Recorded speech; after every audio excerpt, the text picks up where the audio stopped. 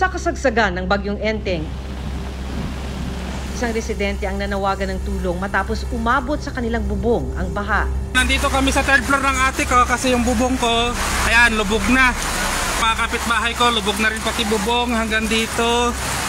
Kabilaan po. Kung may rescue guys, pa-rescue, may mga bata ako.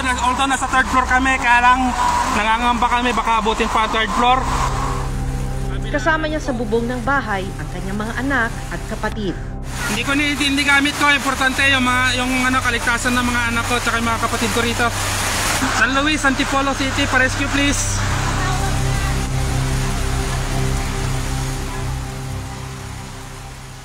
Hinintay lang nilang humupa ang baha sa kanilang lugar. Ito kasi yung daanan. Ito dito banda yung daan. Ito yung daan namin paakyat. Dahil sa malakas na ulan at paglambot ng lupa, nagkaroon din ng landslide sa ilang lugar sa Antipolo City. Isa ang bahay ng 9 na buwang buntis na si Miguelita sa mga natabunan ng guho. Kasama niya noong mga oras na yon ang 2 menor de edad na kapitbahay na nakitulog lang sa kanya. Nagtulong-tulong ang mga rescuer at pulis para sagipin si Miguelita at ang 2 menor de edad.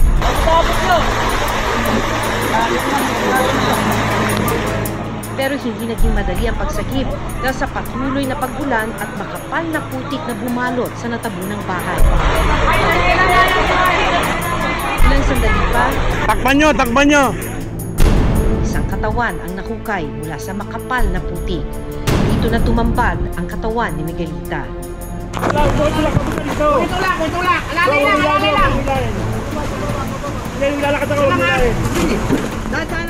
Matapos ang ilang minuto, nahukay naman ang katawan ng binatilyong si Lex, 15 taong gulang.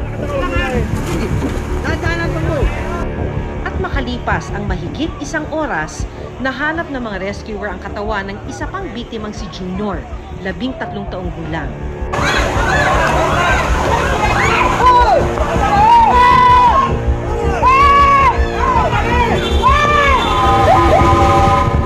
Isinugod pa sila sa ospital pero dead on arrival na ang mga biktima. 2 araw matapos ang trahedya, nahanap namin ang ina ni Miguelita na si Aling Salvacion. Maya-maya, tumatakbo nga yung pamangkin ko. Sabi niya, tita, tumawag ka na ng magre-rescue nga. Gawa ng yung ate Ella niya raw ay nawawala. Yung pala, ma'am, gumuho na nga ang lupa doon sa amin. Pero sa tingin ko, ma'am, nakuryente pa siya. Kasi yung labi niya parang pumutok at kulay talong talaga ito. Kasi yung mga wire pa pala, nandun pa. Grabe yung hirap ng anak ko na dinanas niya. Kasi hindi ko talaga maubos maisip na darating yung aberya na ganyan. Kasi dati, ma'am, pag doon sa lugar ko na yun, talaga kampante ako, ma'am, kasi nakarikrap.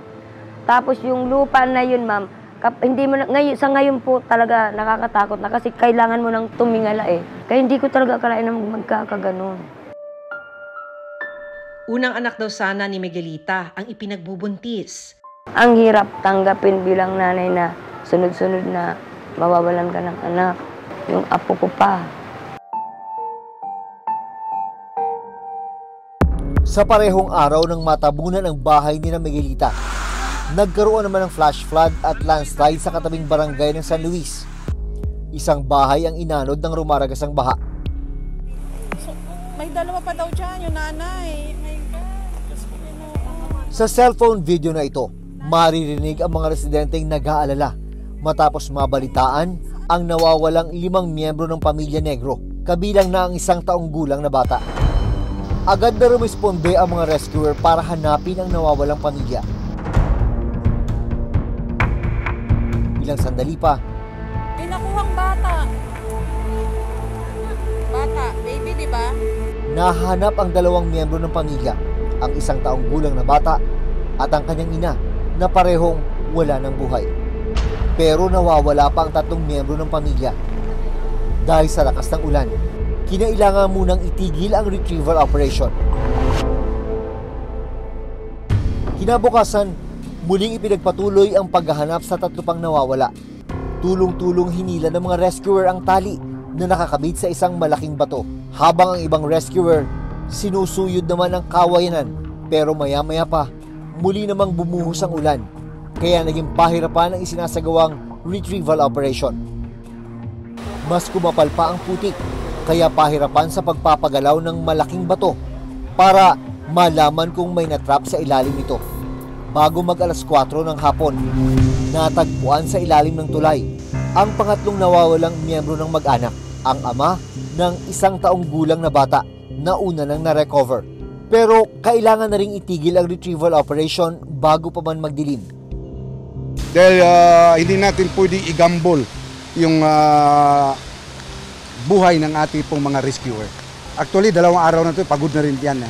Pero dahil naiintindihan nila yung naramdaman rin sa mga biktima, pinipilit na baka sakali.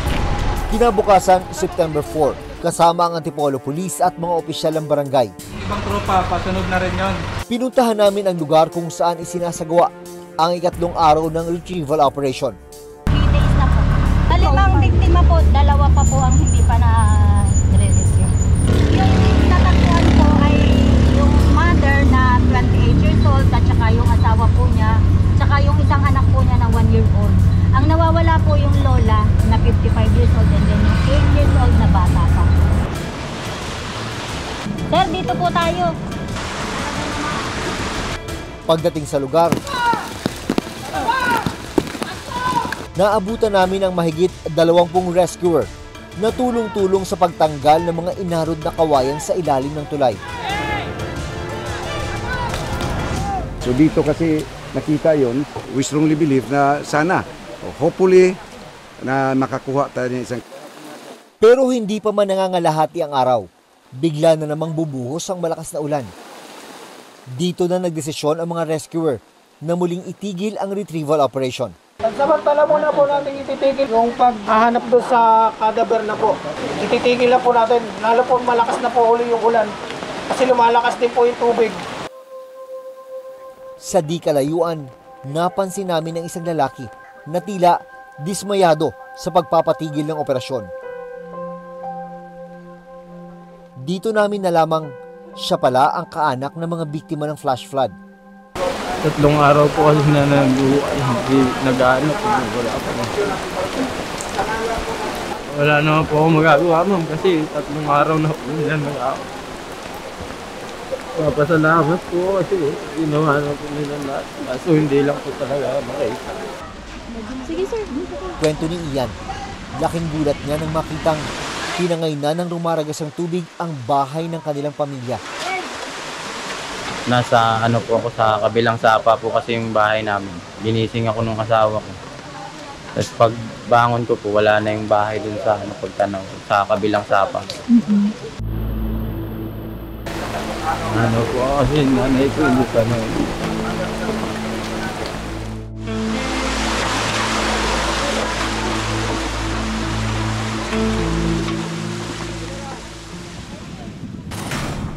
Ayon sa opisyal ng Barangay San Luis, ito na raw ang isa sa pinakamalalang epekto ng bagyo na naaranasan nila.